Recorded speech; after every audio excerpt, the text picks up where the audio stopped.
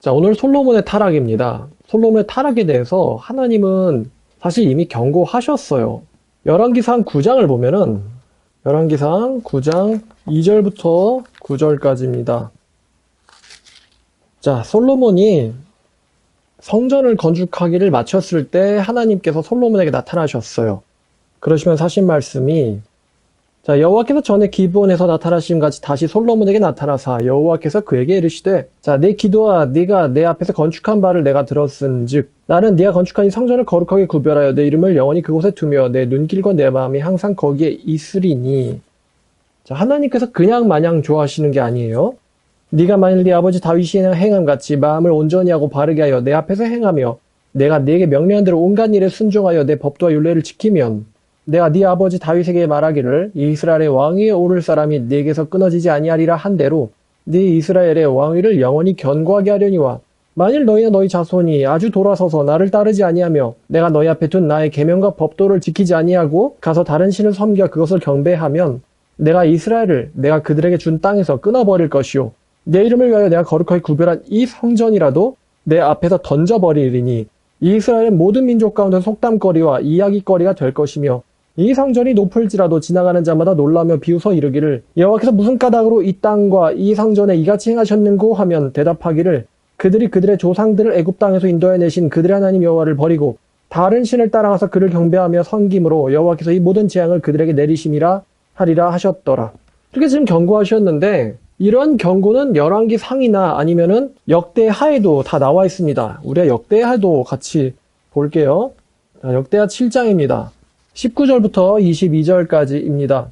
자, 그러나 너희가 만일 돌아서서 내가 너희 앞에 둔 내 율례와 명령을 버리고 가서 다른 신들을 섬겨 그들을 경배하면 내가 너희에게 준 땅에서 그 뿌리를 뽑아내고 내 이름을 위하여 거룩하게 한 이 성전을 내 앞에서 버려 모든 민족 중에 속담거리와 이야기거리가 되게 하리니 이 성전이 비록 높을지라도 그리로 지나가는 자마다 놀라 이르기를 여호와께서 무슨 까닭으로 이 땅과 이 성전에 이같이 행하셨는고 하면 대답하기를 그들이 자기 조상들을 애굽 땅에서 인도해 내신 자기 하나님 여호와를 버리고 다른 신들에게 붙잡혀서 그것들을 경배하여 섬김으로 여호와께서 모든 재앙을 그들에게 내리셨다 하리라 하셨더라. 자, 지금 우리가 이 말씀을 들을 때 이 말씀을 기록한 사람과 이 말씀을 보고 있는 사람들은 이 솔로몬 시대의 사람들이 아니라 이 말씀에 대한 재앙의 예언이 성취된 시점을 살고 있는 사람이라는 걸 우리가 기억을 해야 합니다.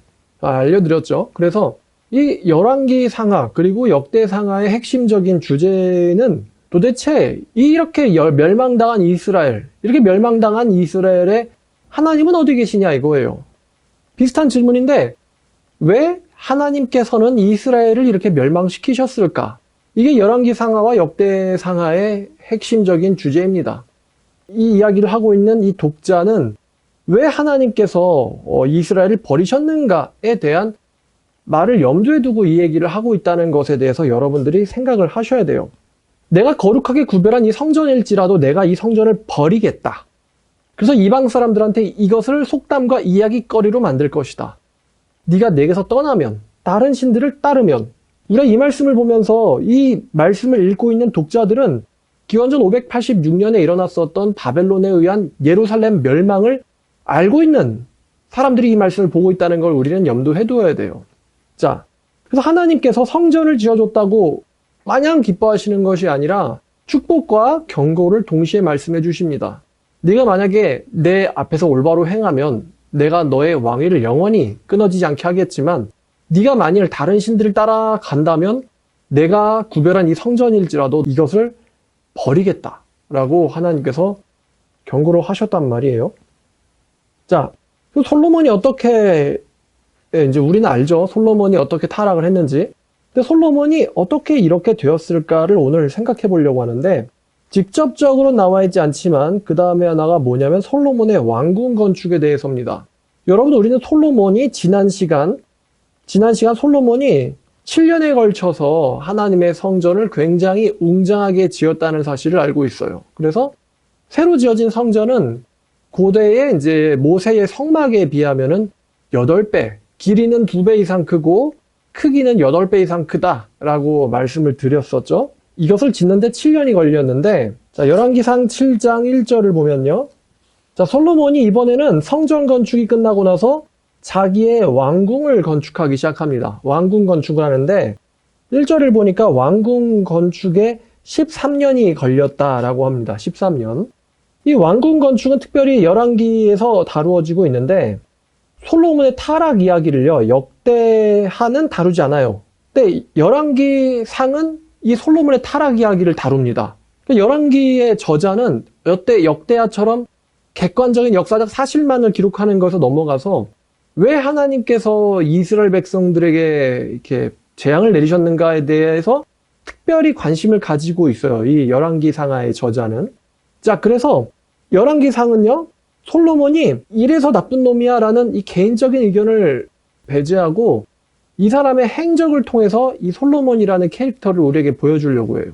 첫 번째는 솔로몬이 뭘 했냐면 왕궁을 건축했는데, 우리가 지난번에 성전 건축에 7년이 걸렸다고 했는데 왕궁에는 이에 한 2배 정도 되는 기간인 13년이 사용됩니다. 이 왕궁의 크기 및 규모를 이야기하고 있는데요. 7장 2절에 그가 레바논 나무로 왕궁을 지었는데 길이가 100규빗이요 넓이가 50규빗이라고 합니다. 높이는 30규빗이라고 해요.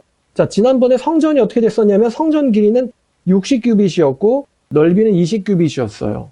근데 이 왕궁의 크기는 이 성전 크기의 2배가 됩니다. 길이가 100규빗이고 또 넓이가 50규빗이라고 합니다.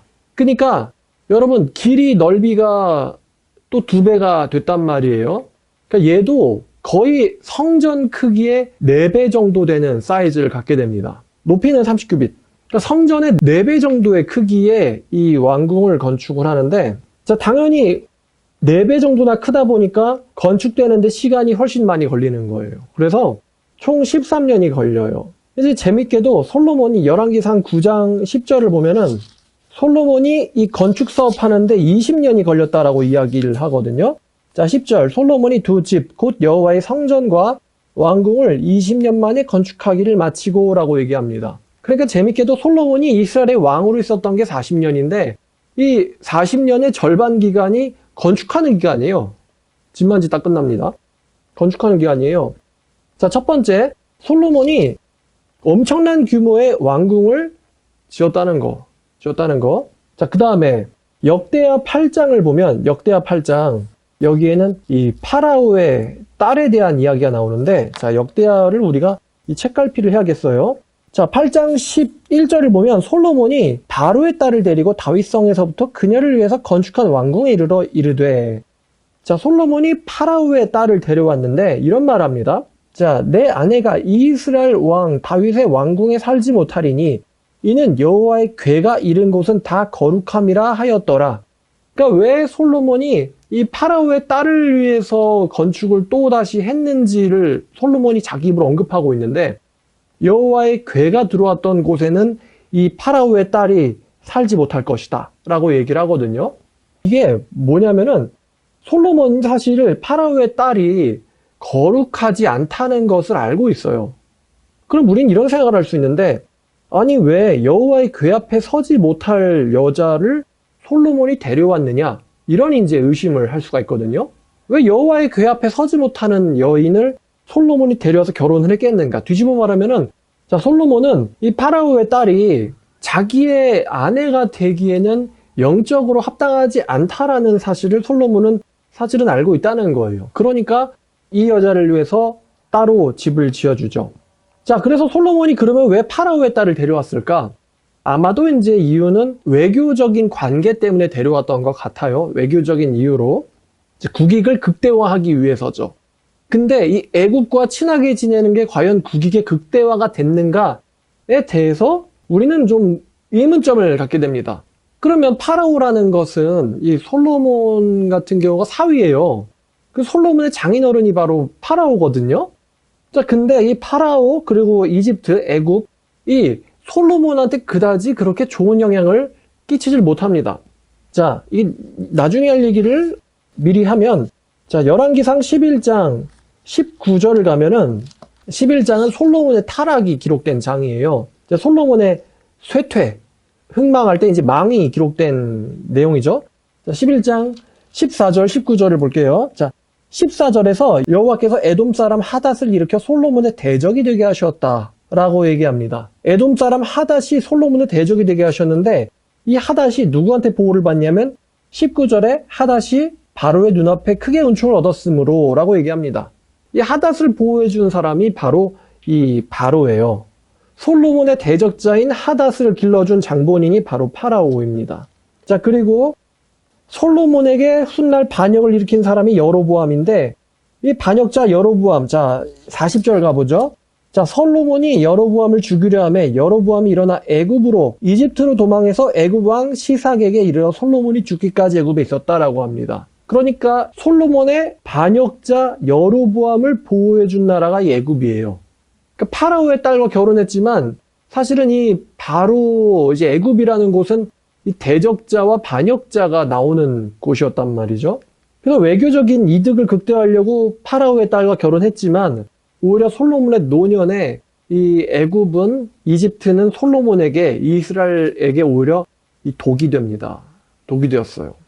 자, 우리가 이 솔로몬이 파라오의 딸과 결혼했다라고 했을 때 떠오르는 내용이 있는데, 자, 신명기 17장을 갑니다. 신명기 17장.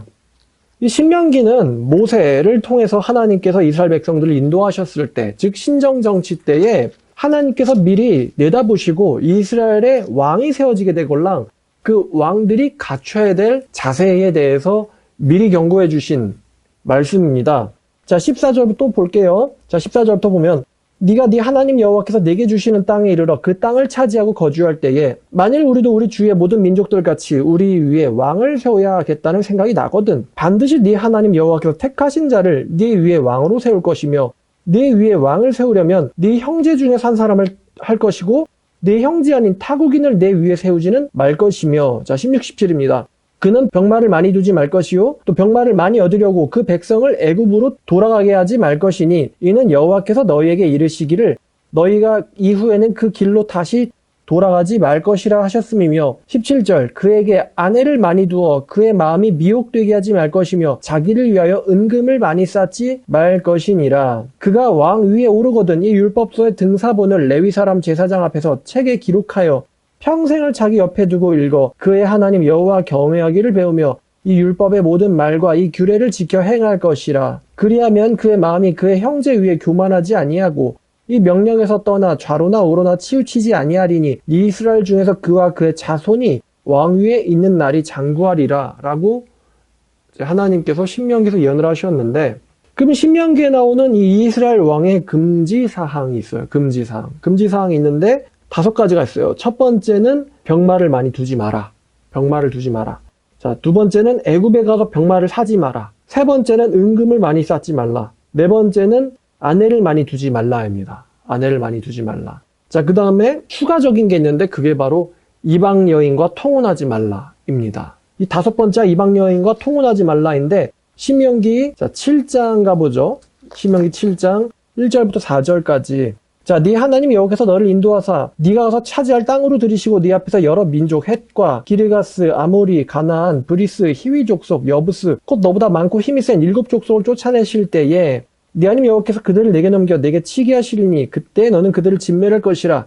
그들과는 어떠한 언약도 하지 말 것이요 그들을 불쌍히 여기지도 말 것이며 또 그들과 혼인하지도 말지니 네 딸을 그들의 아들에게 주지 말 것이요 그들의 딸도 네 며느리로 삼지 말 것은 그가 네 아들을 유혹하여 그가 여호와를 떠나고 다른 신들을 섬기게 함으로 여호와께서 너희에게 진노하사 갑자기 너희를 멸하실 것임이니라. 오직 너희가 그들에게 행할 것이 이러하니 그들의 제단을 헐며 주상을 깨뜨리며 아세라 목상을 찍으며 조악한 우상들을 불사를 것이니라.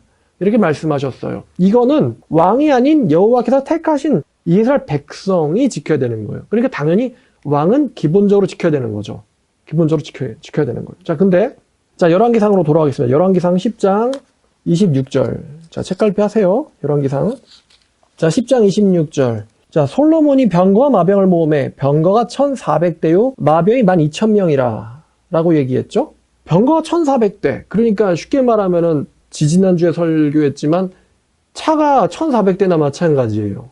자, 병마를 많이 두지 말라. 병가 1400대요 마병이 12,000명이라. 그리고 마국간을 4,000이라고 했거든요. 말이, 준마가, 훌륭한 말이 4,000마리예요. 병마를 많이 두지 말라 했는데, 병거는 1200대에 말은 4,000마리. 그리고 기병은, 마병은 12,000명. 엄청 많죠? 못 셀 정도로 많아요. 자, 2번. 애굽에 가서 병마를 사지 말라. 자, 28절. 솔로몬의 말들은 애굽에서 들여왔으니 왕의 상인들이 값주고 산 것이며 애굽에서 들여온 병거는 한 대에 은 600세겔이요 많은 한 필에 150세겔이라. 이와 같이 햇사람의 모든 왕과 아람 왕들의 것들을 되팔기도 하였더라. 애굽에 가서 병마를 사지 말라. 근데 애굽 말들을 들여왔대요. 자기의 신하들을 애굽에서 보내가지고 사왔겠죠? 자, 그 다음에 14절. 자, 3번. 은금을 많이 쌓지 말라. 14절 보니까 자, 솔로몬의 세입금의 무게가 금 666달란트요. 또 11절. 솔로몬이 오빌에서 금을 실어온 히람의 배와 또 오빌에서 많은 백단목과 보석을 운반하여 오매. 그러니까 또 오빌에서 금을 잔뜩 실어왔어요. 솔로몬이. 은금을 많이 쌓지 말라. 자, 그 다음에 열왕기상 11장 3절. 4번. 아내를 많이 두지 말라. 11장 3절. 솔로몬 왕의 후궁이 700명이요 첩이 아내가 300명이라. 그의 여인들이 왕의 마음을 돌아서게 하였더라. 아내를 많이 두지 말라. 그 다음에 추가적으로 이방 여인과 통혼하지 말라고 했는데 이방 여인들을 솔로몬이 데리고 들어왔어요. 처음에는 바로의 딸 한 명이었을진 몰라도 바로의 딸도 들어왔는데 뭐 암몬 여자는 어때요? 또 모압 여자는 어때요? 또 시리아 가나안 땅 여자들은 어때요? 왕의 딸이다 공주다 그러면은 다 데리고 온 거예요. 솔로몬이. 신명기에 기록된 왕의 금지사항 5개. 병마를 두지 많이 두지 마라. 애굽으로 들어가서 병마를 사지 마라. 은걸 많이 두지 마라. 아내를 많이 두지 마라. 그 다음에 이방 여자랑 통혼하지 마라. 이 5가지의 금지사항을 솔로몬이 전부 다 어깁니다. 자, 그러면 아까 신명기에서 의무사항이 2가지가 있었는데 그게 뭐냐면은 첫 번째는 뭐냐면 타국인 중에서 왕을 세우지 말고 이스라엘 백성 중에서 하나님이 택하신 자를 세워라. 요거는 지켰죠. 다윗이 요건 지켰어요. 자, 근데 2번째 의무사항이 뭐냐면은 율법서의 등사본을 평생 두고 읽어서 하나님을 경외하기를 배우고 율법의 말씀과 규례를 지켜 행해라. 이게 왕의 의무사항이에요. 사실 왕의 의무사항은 하나죠. 왜냐하면 택한 자를 세우는 거는 자기 아빠가 자기한테 하는 거고, 그러니까 왕이 해야 될 건 하나밖에 없어요. 여호와의 말씀, 율법서의 등사본. 이제 사본이죠, 이게. 성경 사본이에요.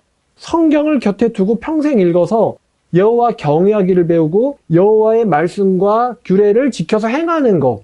이게 사실은 왕이 해야 될 한 가지거든요. 그러면은 평생 장구할 것이고 왕위가 끊어지지 않을 거다. 이게 신명기에서 말씀하신 거예요.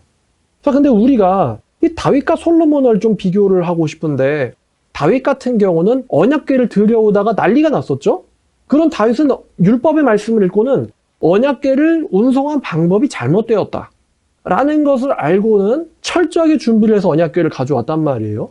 그러니까 다윗은 자신에게 뭔가 잘못이 일어났을 때 다윗은 성경으로 돌아가는 습관이 있었어요. 다윗 자신도 평생 동안 시편을 쓰는데 여러분, 이 시편은 율법의 말씀과 어긋나는 것들이 아니었습니다. 그러니까 다윗 자신이 성경에 대해서 꽤 상당한 지식을 가지고 있었던 사람이에요. 비록 자식 교육에 있어서는 부족한 면이 있긴 했지만 다윗은 하나님의 주권, 하나님이 친히 원수 갚으심, 하나님은 살아계심, 하나님 앞에서 어떻게 행해야 할지를 다윗은 말씀을 통해서 알고 있었고, 말씀에서 벗어나서 죄를 범해서 저주를 받았을 때 다시 말씀으로 돌아가서 원인을 바로잡고 회개하는 이 회개의 은사를 가진 사람이 바로 이 다윗이었어요. 이 솔로몬의 노년의 행적을 보면은 솔로몬이 여호와의 말씀을 두고 평생 읽어서 그 앞에서 여호와를 경외하기를 깨달았느냐 했을 때 물음표가 찍힌단 말이에요. 솔로몬은. 사실 솔로몬이 잘한 거는 아버지가 남긴 거죠. 성전 건축 설계도 아버지가 남겼어요. 성전을 운영하거나 국가를 운영하는 데 필요한 어떤 사람들 인력 배치 다 아버지가 한 일들이에요. 솔로몬이 얘기한 뭐 지혜를 달라는 기도, 이거 처음에 솔로몬에게 이제 유언으로서 다윗이 남긴 말이거든요. 솔로몬이 정말 진심으로 하나님을 사랑했느냐 했을 때 우리가 이러한 왕궁 건축 이야기, 파라오의 딸과 결혼한 것들, 그리고 솔로몬의 부와 아내들에 대한 이야기를 들으면서 우리는 물음표를 찍게 된단 말이에요. 열왕기상 9장으로 가면은 9장 25절에 자, 솔로몬이 여호와를 위하여 쌓은 제단 위에 해마다 3번씩 번제와 감사의 제물을 드리고 또 여호와 앞에 있는 제단에 분향하니라 라고 말합니다. 그럼 지금 우리가 이 솔로몬이란 캐릭터를 이해할 때 꽤 어렵단 말이에요. 이 사람을 이해하는 게. 솔로몬이 여호와를 사랑했다라는 말씀도 있고 솔로몬이 여호와에게서 마음이 떠났다라는 말씀도 있어요. 솔로몬이 성전도 건축했지만 파라오의 딸과도 결혼합니다. 우리는 솔로몬 안에 사실은 두 가지 마음이 들어있었다는 것을 우리는 알 수 있어요. 솔로몬 안에는 하나님 사랑과 여자 사랑, 하나님 사랑과 여자 사랑, 이 두 가지가 같이 들어있었어요. 솔로몬 안에는. 하나님께서 지금 우리가 솔로몬이 신명기에 기록되는 이스라엘의 왕의 금지사항을 사실은 모조리 깨버린 걸 우리는 지금 보고 있거든요. 근데 모조리 깨버렸음에도 불구하고 하나님께서 야, 너 병만 많이 뒀지, 내가 너 버릴 거야. 너 은근 많이 뒀지, 너 버릴 거야. 너 애굽에서 말 쌓았지, 버릴 거야. 아내를 많이 뒀지, 내가 너 버릴 거야. 이방 여자 바로의 딸과 결혼했지, 내가 너 버릴 거야. 하나님께서 이렇게 말씀하지 않으셨어요. 그렇다는 것은 하나님께서 어느 정도는 솔로몬 왕의 이 쾌락을 허용하셨던 것 같습니다. 솔로몬 왕이 하나님 안에서 즐기는 것, 누리는 것들을 어느 정도는 하나님께서 아휴, 저 철부지가 하면서 허용하신 것 같아요. 이런 점도 보면은 이거는 좀 마음에 안 드는데, 이런 점을 보면은 감사의 예물을 드리고 번제를 드리고 하나님 앞에 분향하는 걸 보면, 이런 점을 보면은 얘는 또 하나님을 사랑하는 모습은 있고, 그러면 신명기랑 어긋나는 모습, 그 다음에 하나님께 예배드릴 모습, 이 두 가지 모습을 보면서 여호와께서는 솔로몬을 은혜롭게 봐주신 것 같습니다. 자비의 마음으로. 자, 그러나 여기서 멈추지 않아요. 솔로몬이 사울 왕이 그랬던 것처럼 데드라인을 넘습니다. 데드라인이 언제 넘게 되냐면, 자, 열왕기상 11장인데, 자, 11장 솔로몬 왕의 노년의 우상 숭배가 기록되어 있습니다. 자, 열왕기상도 지금 경고하죠. 11장 1절부터 보면은 솔로몬 왕이 파라오의 딸을 둔 것 외에 이방의 많은 여자를 사랑했다. 곧 모함과 암몬과 에돔과 시돈과 헷 여인을 사랑했다라고 합니다. 여호와께서 일찍이 이 여러 백성에 대하여 이스라엘 자손에게 말씀하시기를, 자, 이거 신명기 7장 말하는 거예요. 너희는 그들과 서로 통혼하지도 말고 그들도 너희와 서로 통혼하기도 하지 말라. 그들이 반드시 너희의 마음을 돌려 그들의 신을 따르게 하리라 라고 하셨는데, 솔로몬이 그럼에도 불구하고 그 여자들을 사랑했다라고 얘기합니다. 자, 그래서 솔로몬 왕의 여자가 1000명이었고 이 여자들이 솔로몬 왕의 마음을 돌아서게 하였다. 마치 경쟁하듯이 돌아서게 했을 것 같아요. 제 신도 섬겨주세요. 그러면 제 신은요? 제 신도 섬겨주세요. 제 신도 섬겨주세요. 이렇게 해서 여자들이 경쟁적으로 솔로몬이 이방 신들을 따르게 아마 이 여자들이 노력을 했던 것 같습니다. 자, 그러면서 솔로몬이 따른 신들의 리스트가 나오는데, 자, 솔로몬의 나이가 많을 때에, 아마도 이게 솔로몬 나이 50대에 일어난 일들 같아요. 50대?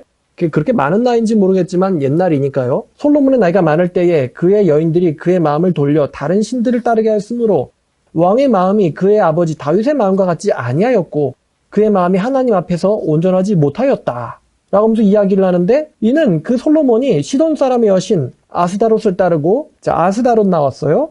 암몬에 가증한 밀곰을 따름이니라. 자, 솔로몬이 여호와의 눈앞에서 악을 행하여 그의 아버지 다윗이 여호와를 온전히 따름같이 따르지 아니하였고, 자, 이번에는 모압의 신 가증한 그모스를 위하여 예루살렘 앞에 산당을 지었다. 그 다음에 암몬 자손의 가증한 신 몰록을 위하여 그와 같이 하였다. 그가 또 그의 이방 여인들을 위하여 다 그와 같이 한지라. 그들이 자기들의 신들에게 분향하며 제사하였더라. 그러니까 이제 솔로몬에게 시집 왔으니까 내 고향에서 섬기던 내 신 좀 섬기게 해달라, 제사하게 해달라. 그래서 솔로몬이 그래. 그래서 나중에는 내가 내 신에게 제사하는데 당신이 나를 사랑하면은 이 제사에도 참여해달라. 그래. 이런 거죠. 자, 신들이 나오는데요. 자, 처음에 나오는 게 바로 이제 아스다롯이죠. 아스다롯. 자, 아스다롯은요, 여러분들이 들어본 적 있을 겁니다. 이 시리아와 시돈의 신인데 여신이에요. 뭘로 이름을 부르면 여러분들에게 이제 들어본 적 있느냐? 이슈타르예요. 이슈타르가 이 성경에서 아스다롯으로 번역이 됐어요. 아나트라는 이름으로도 불립니다. 이 고대의 중동의 신, 히타이트의 신, 여신 이슈타르는요, 그리스 신화로 넘어가면서 이슈타르가 아프로디테가 되고요, 로마 신화로 넘어가면서 이 신이 비너스가 됩니다. 금성의 신이죠. 바벨론 왕한테 새벽의 아들아라고 하잖아요. 금성의 아들, 계명성이라고 얘기하잖아요. 근데 그 금성 같은 자, 금성이 또 비너스랑 연관이 되어 있죠. 로마의 비너스고, 이 여신은 전쟁과 사랑의 신이에요. 전쟁과 사랑의 신, 성의 신이라는 거예요. 고대 인기 많았겠죠. 왜냐면 고대 사회에서는 전쟁 사회다 보니까 전쟁의 여신 이슈타르, 사랑의 신 이슈타르, 이슈타르에 대해서 몇 마디 더 해드리면은, 이시타르가요, 어떤 신화에서는 바알 신의 여동생으로도 알려져 있고, 또 어떤 신화에서는 바알의 아내로도 알려져 있습니다. 이 이시타르가 바알 신의 여동생이자 아내. 그럼 근친상간이네요? 하여튼 뭐 여기는 일로 가면 이제 뭐 거룩이다 이런 건 없는 거예요. 자, 그 다음에 밀곰은 암몬의 신인데, 이 밀곰은 사후세계의 신이에요. 자, 그 다음에 그모스는 모압의 신이고요. 자, 그 다음에 암몬의 다른 신이 이제 몰록인데, 이 몰록은 소의 머리에 사람의 몸을 한 신이거든요. 그래서 이 몰록에서 파생된 신이 뭐냐면 미노타우로스예요. 미노타우로스, 미궁의 신이죠. 근데 몰록을 숭배하는 거에 대해서 이미 이거 몰록 숭배는 레위기에도 나왔는데, 이 몰록 숭배의 특징이 뭐냐면, 자, 레위기 18장 21절. 자, 여기 이제 몰렉이 나오죠? 몰록이에요. 너는 결단코 자녀를 몰렉에게 주어 불로 통과하게 함으로써 네 하나님의 이름을 욕되게 하지 마라 라고 나왔거든요. 그러니까 이 몰록 숭배는요 뭐냐면은 어린아이를 인신제사 드리는 거예요. 불로 사람을 태워서 인신제사 드리는 거. 성경에 몇 군데 나옵니다. 몇 군데 나오는데 예레미야에도 나와요. 자, 예레미야 32장 35절. 자, 흰놈의 아들 골짜기에 바알의 산당을 건축하였으며 자기들의 아들들과 딸들을 몰렉 앞으로 지나가게 하였느니라. 이게 불을 지나가겠다는 이야기예요. 그들이 이런 가증한 일을 행하여 유다를 범죄하게 한 것은 내가 명령한 일도 아니고 내 마음에 둔 일도 아니니라. 이스라엘 백성들이 이 몰록 숭배, 이제 자기 아이들을 불에 지나가게 하는 거, 이런 이제 몰렉신. 자, 그 다음에 이 바알과 이슈타르는 고대 이스라엘을 타락시킬 때 종종 등장하는 신인데, 자, 사사기 가면요. 사사기 2장 13절. 자, 이게 지금 여호수아 바로 다음 세대예요. 거의 뭐 모세까지 가는데, 곧 그들이 여호와를 버리고 바알과 아스다롯을 섬겼다. 그래서 어떻게 됐냐면은 여호와께서 이스라엘 진노하사 그들을 노략하는 자들의 손에 넘겨주었다. 그래서 노략을 당하게 하셨다. 바알과 아스다롯, 이스라엘 망하게 할 때 툭하면 등장하는 신입니다. 자, 또 사사기 10장의 6절. 이스라엘 자손이 다시 여호와의 목전에 악을 행하여 바알들과 아스다롯과 아람의 신들과 시돈의 신들과 모압의 신들과 암몬 자손의 신들과 블레셋 사람들의 신들을 섬기고 여호와를 버리고 그를 섬기지 아니하므로 하나님께서 그들에게 진노하사 블레셋 사람들의 손에 암몬 자손의 손에 그들을 파심해. 이스라엘을 망하게 할 때 꼭 등장했던 게 바알과 이 아스다롯, 이슈타르입니다. 자, 다시 본문으로 돌아와서 자, 열왕기상입니다. 열왕기상.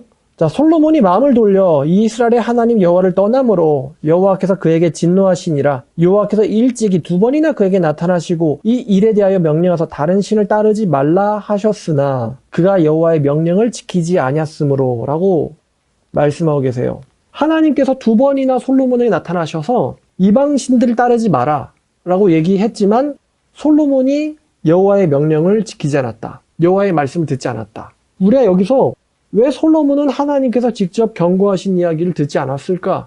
이런 질문 혹은 의문을 갖게 됩니다. 이쯤 되면 한 번이라도 나타나셔서 들었으면, 아니 사실은 자기 인생에 나타나서 이 지혜를 주시고 또 언약을 하신 하나님께서 하나님 봤으면 다른 신 따라가면 안 되잖아요?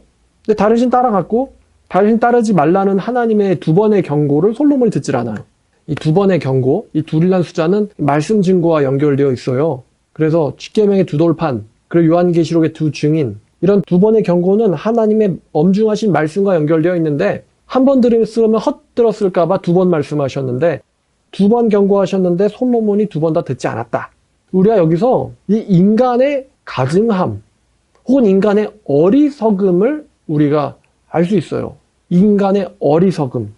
그럼 하나님께서 어떻게 말씀하시느냐? 자, 11절. 여호와께서 솔로몬에게 말씀하시되 네가 이러한 일이 있었고 또 네가 내 언약과 내가 너에게 명령한 법도를 네가 지키지 아니하였으니 내가 반드시 나라를 너에게 뺏어서 내 신하에게 줄 것이다. 그러니까 하나님께서 솔로몬이 왕의 금지사항들을 어겼을 때에도 봐주셨는데 이제는 아예 솔로몬이 본인이 가가지고 지가 우상숭배를 하고 있는 거예요. 여호와를 섬긴다는 녀석이 우상숭배를 하고 있는 거예요. 그러니까 종교, 다원주의, 혼합주의, 이게 말세에만 일어나는 특징이 아니에요, 이게. 여호와와 다른 신을 같이 섬기는 거. 여호수아 때부터, 사실 모세 때부터 그랬어요.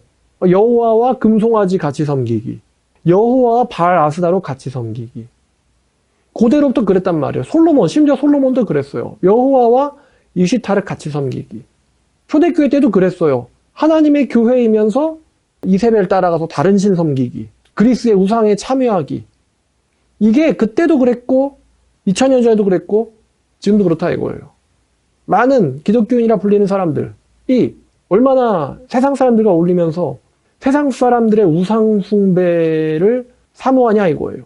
세상 사람들의 우상 숭배를 따라가냐 이거예요.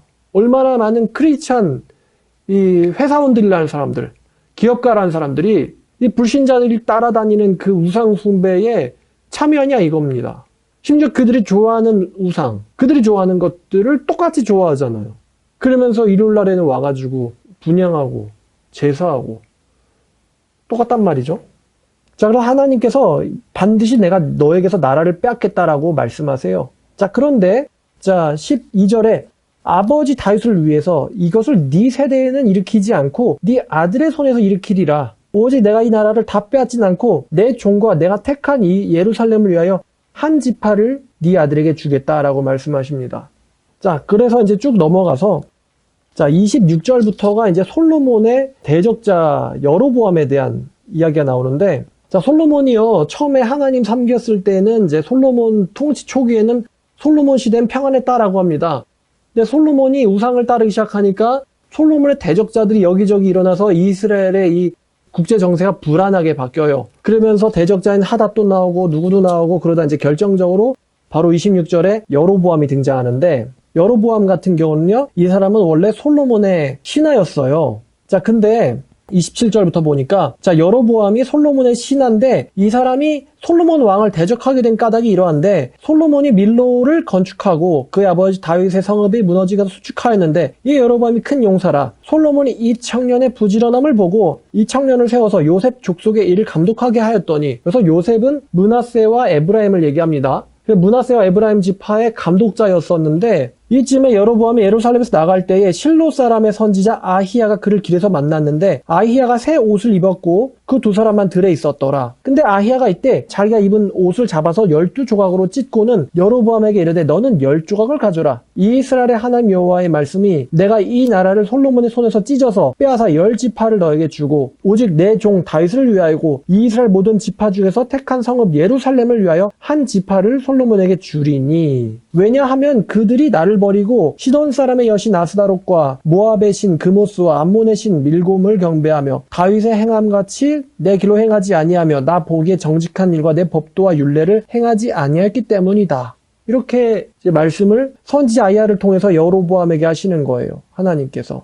그런데 내가 택한 내 종 다윗이 내 명령과 내 법도를 지켰으므로 내가 그를 위하여 솔로몬의 생전에는 온 나라를 그의 손에서 뺏지 않고 주관하게 하려니와 내가 그의 아들의 손에서 나라를 빼앗아 그 10지파를 너에게 줄 것이요 그의 아들에겐 내가 한 지파를 주어서 내가 거기에 내 이름을 두고자 하여 택한 성읍 예루살렘에서 내 종 다윗이 항상 내 앞에 등불을 가지고 있게 하리라. 이렇게 왜 여로보암이 왕이 돼야 된다라는 마음을 먹게 되는지 선지자 아히야를 통해서 이야기를 해주세요.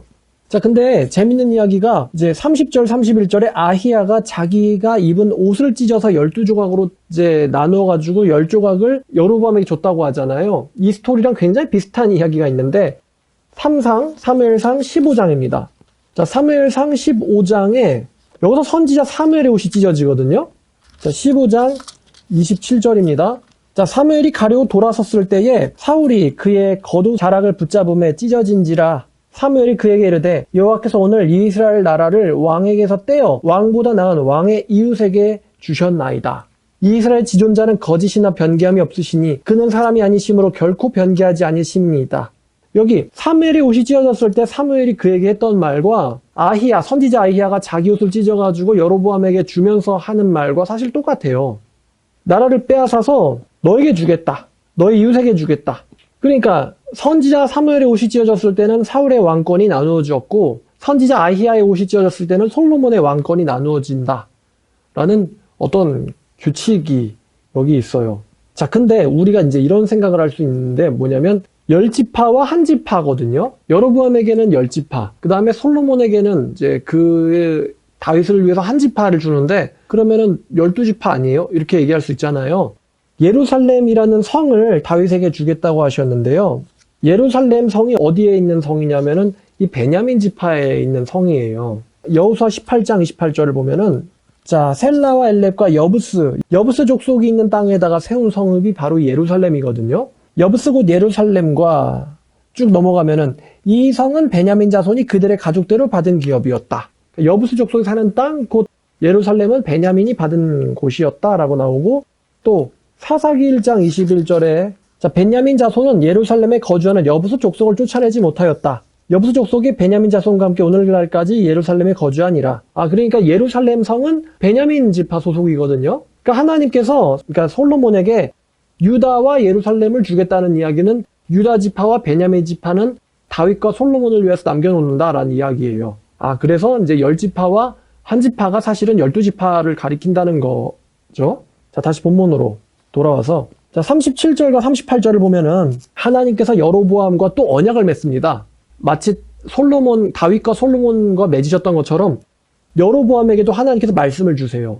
그러니까 하나님께서 멸망을 시킬 때 아무런 신호 없이 갑자기 멸망시키지 않아요. 멸망을 시키실 때는 거기에 합당한 이유를 하나님께서 알려주십니다. 그래서 거기에 대한 이제 언약을 얘기해 주시는데, 자, 37절과 8절 여로보암과 하나님 사이의 약속이에요.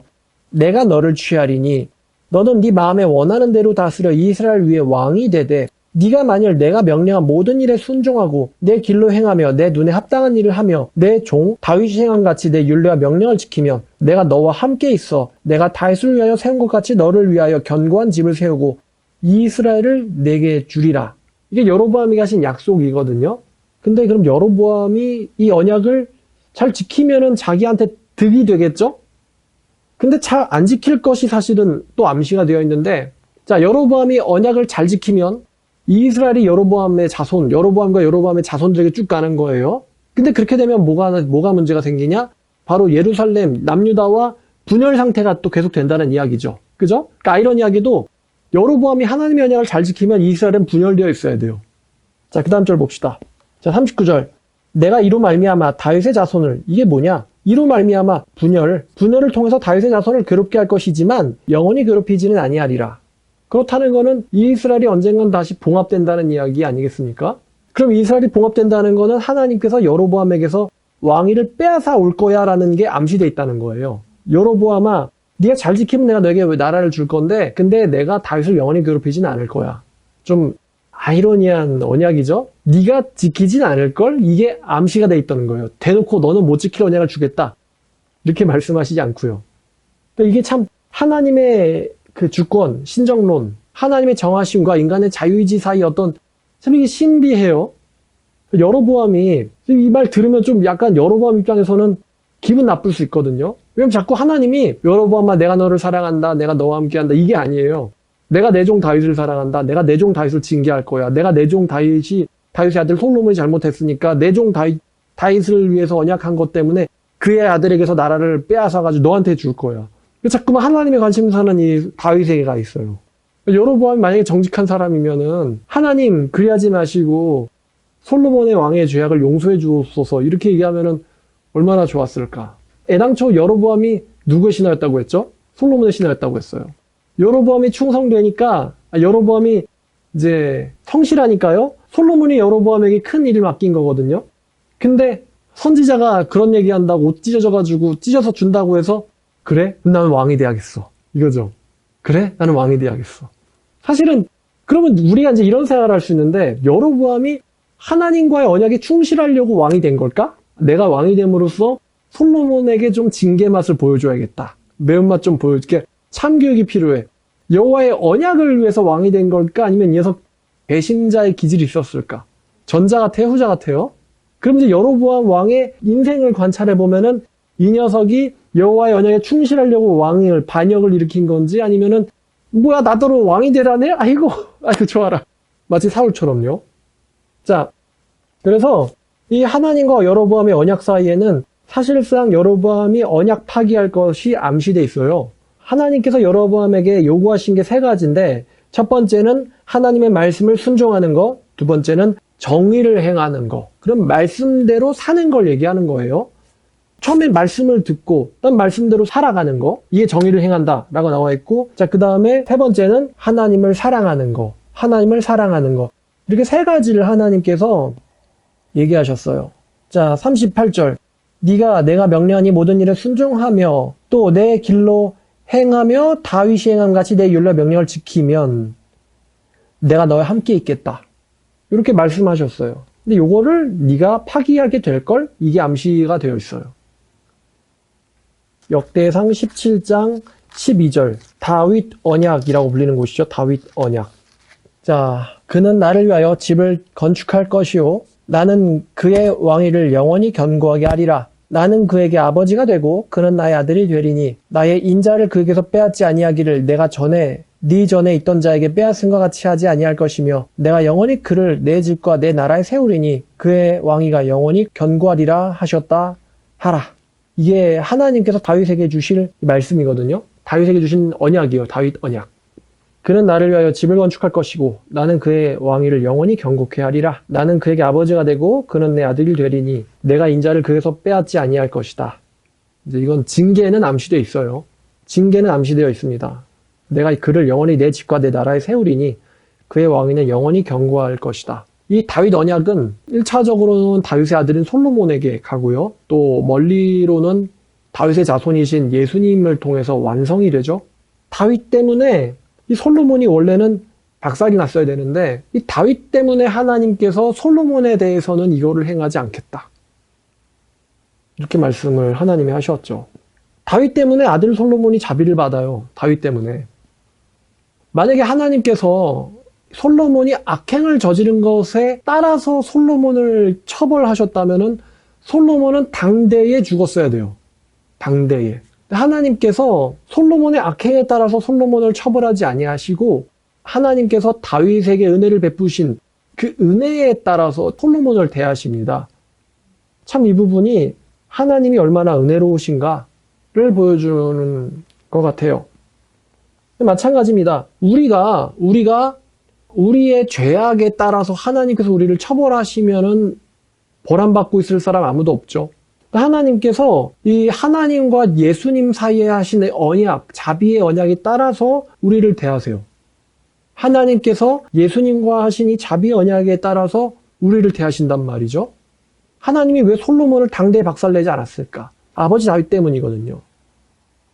이게 마찬가지로 크리스찬들이 우리에게 하나님께서 우리가 죄를 지을 때 우리를 반드시 그 즉시 박살내는 게 아니고 우리의 주님이신 예수님과의 언약 때문에 하나님께서 우리를 은혜로 대해 주신다는 거죠.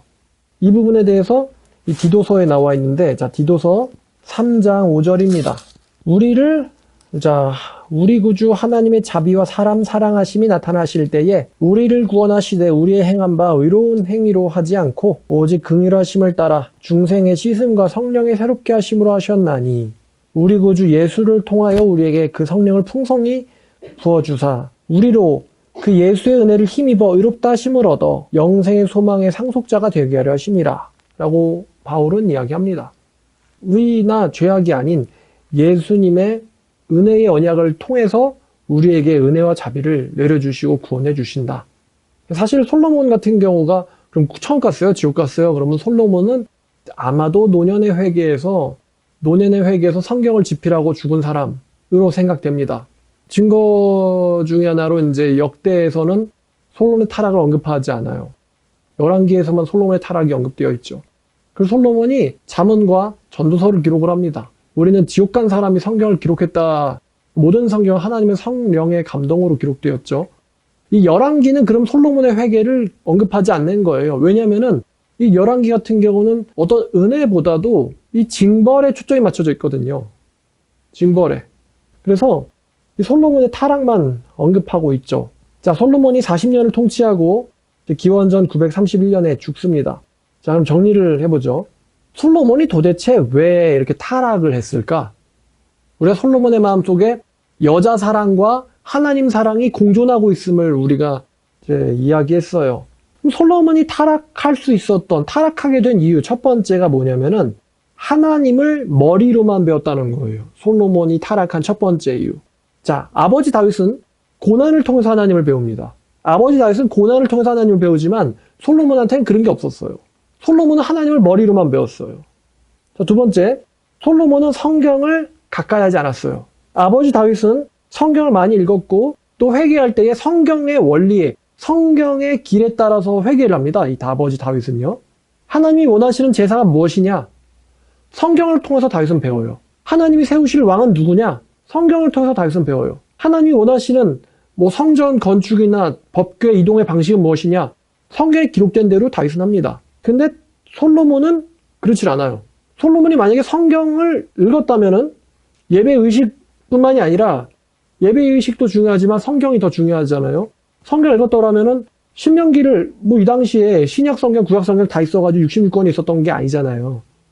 그러면 솔로몬이 읽을 성경은 모세오경인데 모세오경 많지는 않잖아요. 근데 읽었으면은 신명기에서 경고하고 있는 행동들을 내가 다 하고 있네. 에 대해서 이 사람이 회개했을 거예요. 이거 벌 받을 만한 행동인데 하나님이 나한테 벌을 안 내려. 그러면 지금 나를 되게 이뻐해 주신다는 거잖아요. 그럼 회개해야 될 거 아니야. 근데 솔로몬은 다윗처럼 말씀에 따라서 돌이키질 않아요. 자, 다음 세 번째가 뭐냐면은 솔로몬의 세 번째 타락의 원인이 뭐냐면 자기를 과신했다는 거예요. 솔로몬은 우리가 알다시피 이제 지혜가 많아요. 지혜라기보다는 지능이 높다라고 해야 될 것 같습니다. 지능이 높아요. 아마도 솔로몬은 이렇게 생각했을 건데 자기의 지식과 지능이 자기를 패망해서 막아줄 거라고 생각했던 것 같아요. 내가 이렇게 똑똑하고 이렇게 능력이 있으니까 여호와의 말씀에 좀 어긋나도 내 지식과 지능이 이 저주를 피할 수 있을 거다. 좀 현대로 컨버팅해서 바꿔서 말하면은 우리가 하나님의 말씀대로 살지 않아도 우리의 과학기술과 학문이 우리가 축적한 학문이 하나님의 저주를 막아낼 수 있을 거다. 이런 것과 비슷한 것 같아요. 여호와의 명령에 어긋나서 살아도 보험이 안전장치가 과학기술이 나를 여호와의 저주로부터 막아줄 수 있을 거야. 우리가 이렇게들 가끔 생각할 수 있잖아요. 막 승질 내면서 운전을 할 때 나한테는 에어백이 있으니까 사고 치면 보험회사가 있으니까 막 돈만을 추구할 때 나에게는 펀드 매니저가 있으니까 돈 사랑하지 마라 할 때 나에겐 펀드 매니저가 있으니까 내가 막 물질을 숭배하고 세상으로 갈 때에 나에게는 목사님이 계시니까 신학을 잘 하는 분이 붙어 있으니까 나에겐 성경책이 있으니까 내 지식과 재능과 내가 쌓은 것들이 나를 하나님의 저주로부터 지켜줄 거야. 그러니까 설령 하나님이 벌을 내리셔도 난 그걸 피할 수 있을 거야. 나는 극복할 수 있을 거야. 아마도 솔로몬의 이 지식이 자기를 과신하게 만들었을 거라는 생각이 들어요. 아까 제가 바로의 딸 이야기를 하면서 솔로몬이 바로의 딸은 다윗의 성에 살아서는 안 된다는 걸 알고 있다고 했어요. 그거는 이 사람이 이거 여호와가 기뻐하는 행동이 아닌데 라는 거를 알고 있었다는 거거든요. 알고 있었는데도 왜 그랬냐? 거긴 이유가 있을 거 아니에요. 내 지식이, 내 능력이, 내 재물이 여호와의 저주를 막아낼걸? 파라오의 딸 한 명도 다윗성에 못 들어오는데 이 사람이 이방 여자들을 잔뜩 데려오잖아요. 마치 삼손 같은 거예요. 여러분 삼손이 똑똑해요? 솔로몬이 똑똑해요? 솔로몬이 100배 낫죠? 솔로몬과 비교했을 때 그 멍청한 삼손도 이 여자 따라하면 안 되는데 알고 있었단 말이에요. 그래서 들릴라가 자기를 유혹하니까 미칠 지경이다. 미쳐 죽을 지경인데 그 여자를 멀리하진 않아요. 그죠? 그래서 삼손이 분명히 생각이 있었어요. 뭐냐? 내가 뭐가 있어? 나한테 힘이 있다 이거지. 내가 솔로몬처럼 병거가 있고 마병이 있고 금으로 된 방패가 있고 내가 만든 신하들이 있고 내 부귀영화가 있고는 없지만 나한테는 이게 있거든. 그래서 블레스 사람들이 나를 잡으러 와? 그러면 내가 때리면 되지. 삼손한테는 이게 최후의 그거거든요. 그러니까 내가 들릴라를 사랑해도 나는 괜찮을 거야. 난 이길 수 있어. 내가 이 죄악을 통제할 수 있어. 이 죄악을 행하고도 나는 벌받지 않을 거야. 똑같은 생각이었을 거예요, 솔로몬도. 나도 내가 가진 재능이 있으니까 이 재능 가지고 내 죄악을 통제할 수 있어. 나는 벌받지 않을 거야. 이게 솔로몬의 머릿속에 있었을 거예요. 솔로몬 같은 경우가 바로 이 여자냐 하나님이냐. 이게 솔로몬이 한마디로 하면 솔로몬의 캐릭터는 여자냐 하나님이냐. 어떻게 되느냐. 저 이렇게 생각하는데 솔로몬은 이 여자의 나라를 3000년간 팔아먹은 인물이에요. 왜? 솔로몬의 죄 때문에 솔로몬이 죽은 기원전 931년부터 이스라엘이 독립하게 되는 기원 후 1948년까지 거의 한 3000년 동안 이스라엘은 통일왕국을 이루질 못합니다. 이스라엘 통일왕국 이루질 못해요. 북이스라엘은 아시리한테 망하죠. 남유다는 바벨론한테 망하죠. 그 다음에는 계속 식민지배에 있잖아요.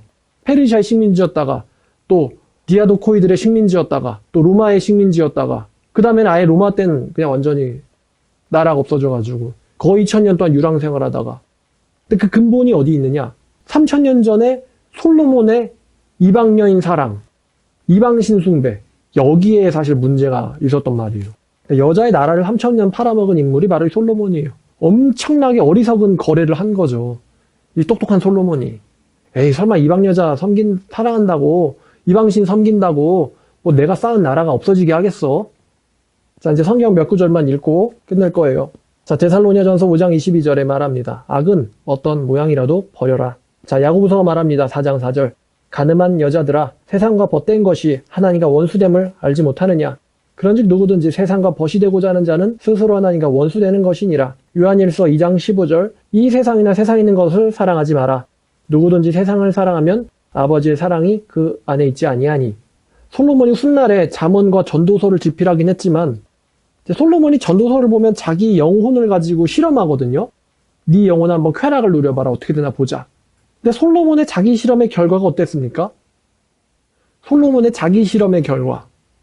처참하고 끔찍했다는 거죠. 결국 수많은 전쟁으로 많은 사람들의 목숨이 떨어지게 되니까. 솔로몬의 자기 실험의 결과는 끔찍했다. 자, 그러면 마지막 교훈입니다. 자신을 가지고 하나님 앞에서 실험하지 말자. 이거는 굉장히 어리석은 일이다. 전도서 12장 13, 14.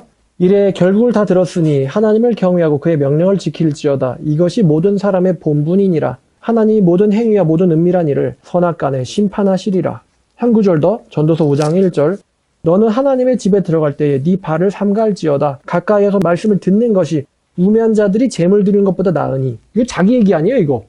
성전 가가지고 분향하고 감사함을 드리고 이방 여자 쫓아가고, 그죠? 그들은 악을 행하면서도 깨닫지 못함이니라. 자기 얘기잖아요, 이거. 솔로몬의 타락, 이걸 통해서 인간의 어리석음을 보게 됩니다. 기도하겠습니다. 하나님 아버지, 오늘도 우리에게 솔로몬의 타락을 통해서 우리 내면을 보게 하시고 또 솔로몬이 참으로 지혜도 있었지만 이 지혜를 가지고 결국 끝까지 하나님을 섬기지 못하고 쾌락 사랑에 나라를 팔아먹은 이 어리석은 결과를 우리가 보게 됩니다. 이 솔로몬의 어리석은 행동으로 이스라엘이 찢어져서 거의 3000년 동안 통일 이스라엘을 이루지 못하고 이스라엘 백성들이 이방 민족들의 발 아래 짓밟혀서 살게 됐는데 아버지, 우리도 이 솔로몬처럼 이런 어리석은 과오를 저지르지 않도록 우리를 지켜주시기를 원합니다. 알고도 하나님의 이 경고를 듣지 않았던 솔로몬 같이 행동하지 않게 하시고 우리 살아있을 때 하나님 앞에서 합당하게 행하며 하나님의 말씀을 사랑하고 하나님 안에서 누리는 이 축복과 이 은사, 이 재능들을 하나님 안에서 행하도록 주님 도와주시옵소서. 예수님의 이름으로 기도드렸습니다. 아멘.